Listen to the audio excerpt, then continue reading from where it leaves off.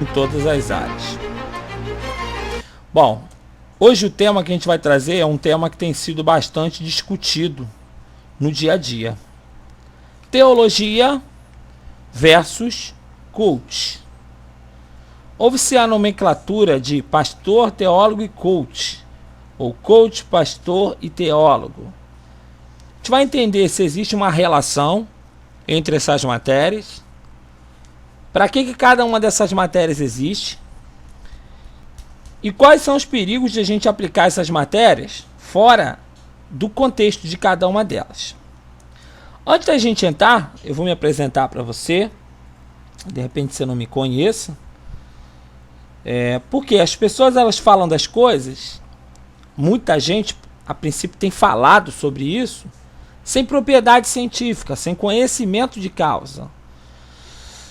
Infelizmente, essa discussão desmedida, essa discussão, digamos assim, desembasada, tem causado muita confusão, tá? Eu sou formado em teologia, ok? Atualmente presto serviço de docência do ensino na FAIT, presto serviço para outras universidades também. Fui professor da Escola Superior de Teologia, pastor João Henrique Palharim, na Paz e Vida. E fiz pós-graduação com MBA executivo em coach, ok? Então eu tenho também uma certificação em coach nacional, uma internacional.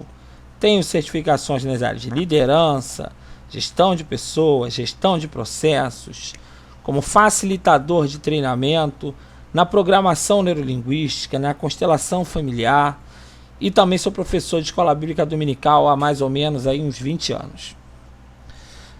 Bom, por que eu estou apresentando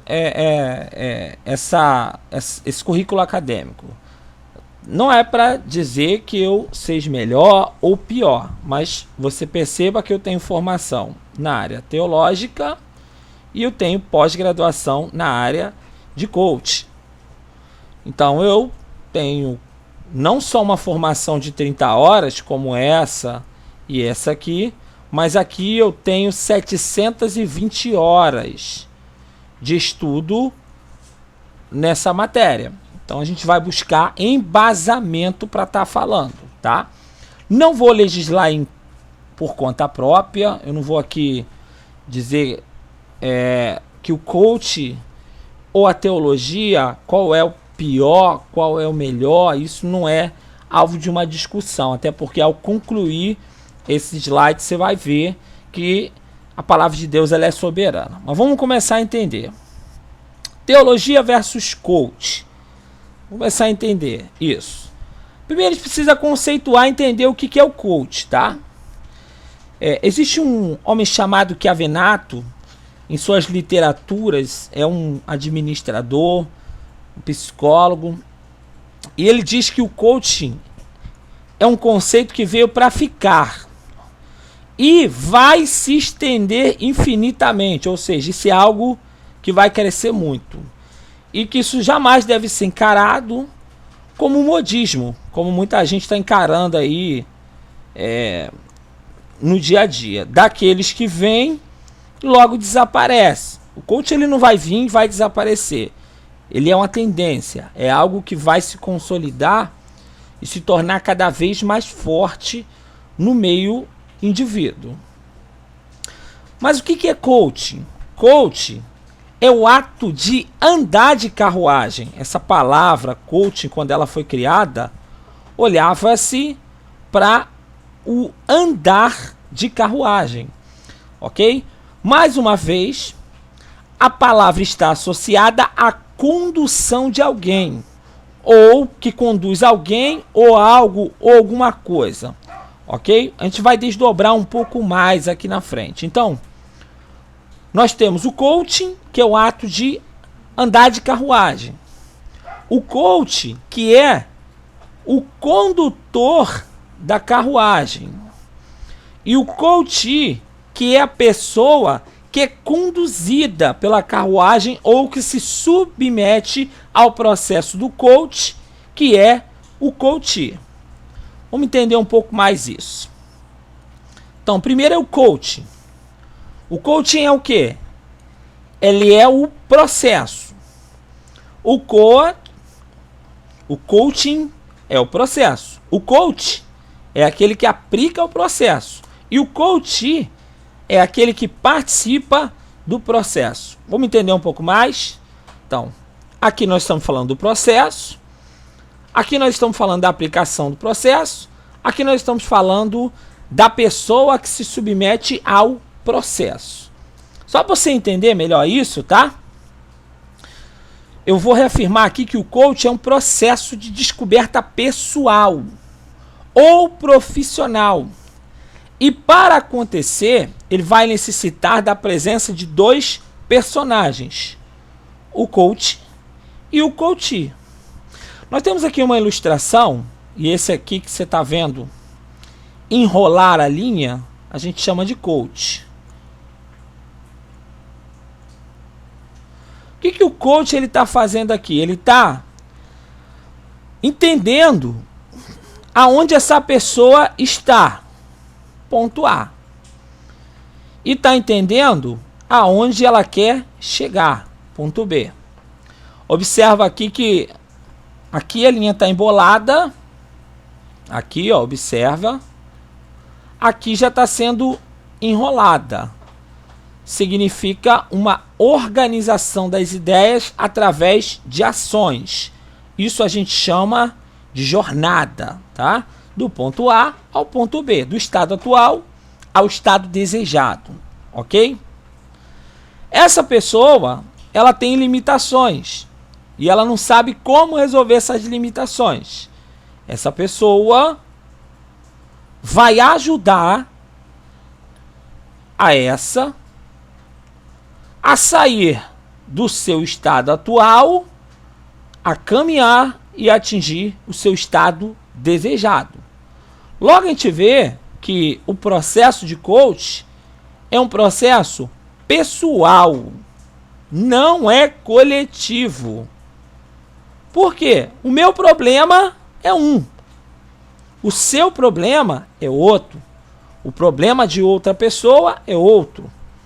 Problemas, dificuldades envolve desde a estrutura familiar, a maneira como nós fomos criados, o ambiente em que fomos criados, a estrutura familiar, que é a formação acadêmica, os valores dos nossos pais, as pessoas com quem nós convivemos no dia a dia até agora e que ainda conviveremos ou que ainda temos um contato. Então, cada um tem um problema muito específico e muito particular. Então, o coach é algo pessoal, é algo que visa, que busca prestar soluções personalizadas. Agora, gente, o coach, apesar de ele atingir a área espiritual, ele não trata a área espiritual. Atenção, o coach não trata a área espiritual. O coach trata a área pessoal. Primeira coisa que a gente entende, se é um processo pessoal, se trata a área pessoal, se trata um problema particular e individual, isso é algo para duas pessoas, ok? Continuando aqui, coaching é um processo pessoal e vai envolver duas pessoas, vai atender à necessidade específica de um indivíduo, vai apresentar uma jornada distinta a cada indivíduo de acordo com as suas limitações e seus propósitos. A minha jornada é uma, a sua jornada é outra, a jornada de outra pessoa é outra, porque vai estar muito alinhada a nossa jornada aos nossos projetos, aos nossos sonhos, aos nossos objetivos pessoais. Então a gente já entendeu um pouquinho mais ou menos o que é coach. A gente já viu que isso é um processo muito pessoal. Vamos falar um pouquinho o que é teologia, gente. Teologia já é o estudo sistemático e também metódico da palavra de Deus. A teologia vem da palavra grega theos e logia, que quer dizer estudo de Deus. Tem um errinho de português aqui, ó. Deixa eu botar o S aqui. Estudo de Deus. Ok?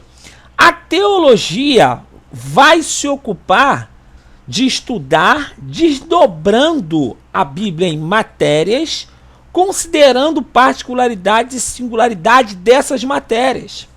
Vai estudar os autores, os personagens, a história bíblica, a cultura bíblica, a geografia bíblica, a economia bíblica, os governos, os sistemas de governos, as leis e etc. Então a teologia é o estudo de Deus que vai aprofundar a pessoa para que ela esteja estruturado em diversos pontos da sua vida. Primeiro, a teologia vai dar uma estrutura cognitiva, vai fornecer conhecimento, ok? E também espiritualidade para pessoas, por exemplo, que ministram o ensino. Para pessoas que lideram e que são responsáveis de tratar dos assuntos do reino de Deus. Porque isso tudo é muito complexo. Por exemplo, na teologia, a gente estuda a liderança cristã. A liderança cristã ela nos mostra como lidar com pessoas, como lidar com obreiros. E isso pautado dentro da Bíblia. A liderança cristã é uma matéria dentro da teologia, dentro do estudo de Deus. A teologia, por exemplo, ela vai falar sobre a família cristã. Então ela vai nos ensinar como funciona a estrutura de uma família cristã, pautada dentro da Bíblia. Qual é o papel do pai, qual é o papel da mãe, qual é o papel dos filhos, como os pais devem criar seus filhos, como os filhos devem se comportar diante dos seus pais. A teologia também vai nos ajudar a nos comportar como obreiros, como ministros, como servos, como pessoas. Enfim, ela vai começar a nos aperfeiçoar. A teologia também ela vai nos fornecer estrutura, tanto cognitiva como espiritual, para nós evangelizarmos as pessoas, meu povo. Ensinando a palavra de Deus no individual. Aqui nós temos uma ilustração de um garotinho e uma garotinha, e ele está falando da Bíblia para ela. Ele está falando de algo que ele conhece, de algo que ele domina. Ele está apto para tirar as dúvidas dela, para mostrar com clareza a razão de sua fé, porque ele serve Jesus. A teologia ela dá estrutura cognitiva e espiritual às famílias, ao pai e à mãe. Olha que bacana, ajustando. A palavra ajustar significa colocar no lugar, aperfeiçoando e produzindo comunhão, pessoal. Que é muito importante, mais um errinho de português aqui. Produzindo comunhão. Assim, cumprimentando, né, ou complementando as responsabilidades em harmonia, claro, com a palavra de Deus, estruturando as famílias. A ideia da teologia é isso. É trabalhar a pessoa na saúde, no físico, no profissional, no intelectual, no econômico, no financeiro, no social afetivo e no espiritual. A palavra de Deus, ela vai fornecer muitos caminhos e vai fornecer muitas soluções em todas as áreas da nossa vida. Para todos os passos que nós vamos dar, na Bíblia, no estudo de Deus, vai haver ali uma resposta para a nossa vida. Por outro lado, o coach também vai trabalhar a saúde,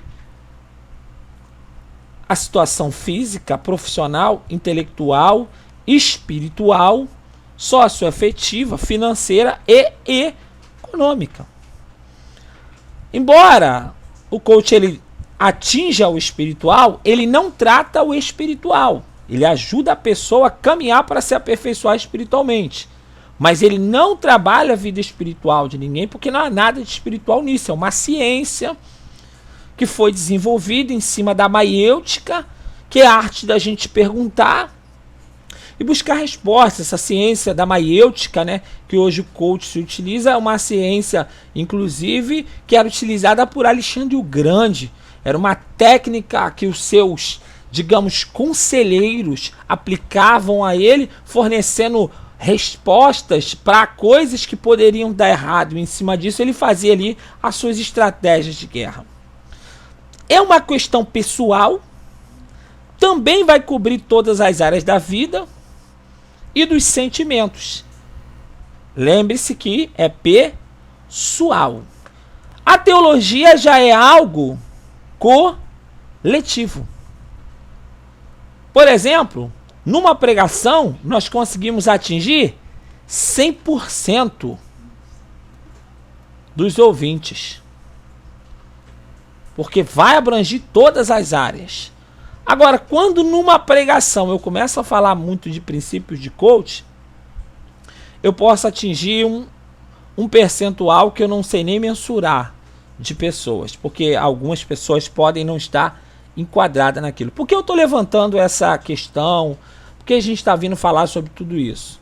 Porque hoje está uma discussão e normalmente as pessoas têm dificuldade de desdobrar, desassociar essas matérias, tá? Normalmente as pessoas acabam misturando, ok? E aí eu trouxe todo esse aparato, toda essa demonstração, e você pergunta, e agora? É errado falar de coach na igreja? Sim ou não? Primeiro, pessoal, você precisa entender o seguinte: a pregação ela vai estar muito associada ao conhecimento do pregador. E Deus se utiliza de conhecimentos múltiplos. O exemplo é isso aqui, ó. Você tem um link aqui do YouTube, se você quiser você pode entrar aí. Você vai ver o pastor Silas Malafaia falar sobre inteligências múltiplas em sua pregação sobre inteligência espiritual num congresso de inteligência espiritual, ok?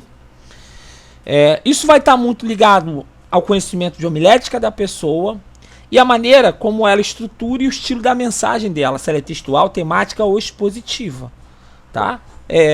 Pastor Silas Malafaia, ele fala aqui sobre a teoria das inteligências múltiplas, ele fala sobre a teoria, ele fala sobre a inteligência espacial, ele fala sobre a inteligência musical, ele fala sobre a inteligência emocional, ele fala sobre a inteligência relacional, ele fala sobre a inteligência financeira. Por final, ele começa falando sobre a inteligência espiritual, ok? Então, ele como psicólogo, ele traz um pouco do conhecimento de psicologia para ensinar a igreja dentro de alguns princípios. É claro, ele como psicólogo, ele deve falar sobre psicologia o tempo todo? Claro que não, pessoal. Claro que não. Uma pessoa como coach, ela deve falar sobre coach o tempo todo na igreja? É claro que não, pessoal. É claro que não, ok? Vamos lembrar que a teologia é coletiva. Ela vai atender todo o grupo, ok? Ali o Espírito Santo vai colocar uma mensagem no coração de uma pessoa e o Espírito Santo vai ajudar aquele pregador a alcançar todo um grupo de pessoas. O coach pode ser que Deus se utilize desse conhecimento para ajudar uma parte das pessoas em um período da pregação, mas não em 100% da pregação.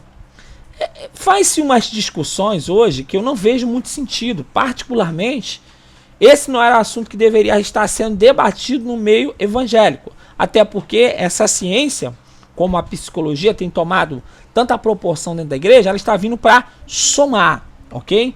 E nós estamos vendo o dia em que as pessoas estão emocionalmente doentes, elas estão com dificuldades de alcançar seus resultados e elas precisam ser tratadas de modo mais profundo. Não que a palavra de Deus ela não trate, não é isso. A palavra de Deus ela é algo para ser ensinado a todo tempo. Mas às vezes o indivíduo não se permite ser alcançado. E aí quando você estrutura um processo como embasamento científico, mais a palavra de Deus, isso reforça e nós conseguimos alcançar a pessoa. Só quero lembrar vocês que Hebreus capítulo 4, versículo 12, aqui ó, você vai ver a palavra de Deus dizendo que a palavra de Deus ela é viva e eficaz, ela é mais afiada do que qualquer espada de dois gumes. E ela penetra até os pontos mais profundos da alma do indivíduo. da alma, inclusive do espírito. Ela é apta para discernir as juntas e as medulas, e ela julga os pensamentos e as intenções. Nenhuma ciência tem a profundidade que tem a palavra de Deus. Ok? Você vai ver também, em Mateus capítulo 24, versículo 35, que os céus e a terra passarão, mas as palavras que Jesus disse, a palavra de Deus, jamais passarão.